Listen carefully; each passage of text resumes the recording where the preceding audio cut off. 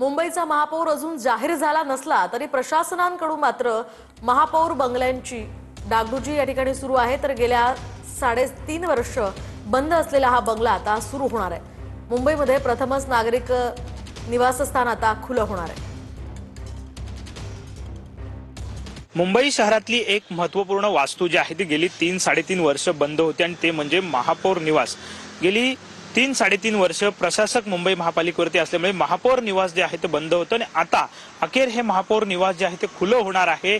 निवडणुका पार पडलेल्या आहेत आणि आता महापौर निवडीनंतर जो कोणी व्यक्ती किंवा महिला असेल किंवा पुरुष असेल, जो कोणी महापौर असेल ती व्यक्ती जी आहे ती या निवासस्थानी राहायला येईल आणि त्यामुळेच प्रशासनाकडून या ठिकाणी आपण जर पाहिलं तर संपूर्ण महापौर बंगल्याची डागडुजी जी आहे ती केली जाते। मुंबई शहराचा महापौर पद जे आहे ते एक महत्त्वपूर्ण पद आहे।